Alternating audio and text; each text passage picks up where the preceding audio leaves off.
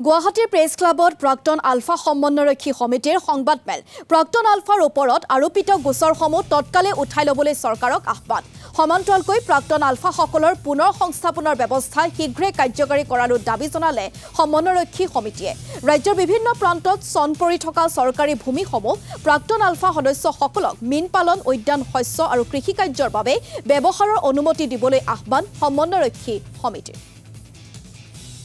আগন্তুক দিনত অলপ কথাবোৰ যোগাত্মকভাৱে চিন্তা কৰি আমাৰ অসমৰ সমূহ জনসাধাৰণৰ উন্নয়নৰ কথা চিন্তা কৰক আৰু আমাৰ প্ৰাক্তন আলফাসকলে ভুগি থকা আমাৰ যিবিলাক পুনৰ সংস্থাপন বা আমাৰ যিটো আমাৰ ওপৰত আৰোপিত গোচৰ আছে এইবোৰ যেন প্ৰত্যাহাৰ কৰিবৰ কাৰণে চৰকাৰৰ ওচৰত আমি দাবী ৰাখিবৰ কাৰণে আমাৰ একত্ৰিত শক্তিটো আমি পাবলৈ বিচাৰিছোঁ আৰু তেওঁলোকৰ ওচৰত এইটোৱে আমাৰ পুনৰ আহ্বান তেওঁলোক যেন সেই চিন্তাবোৰ তেওঁলোকে নিগেটিভ ধৰণৰ বা যিটো তেওঁলোকে নেতিবাচক চিন্তা চৰ্চাৰে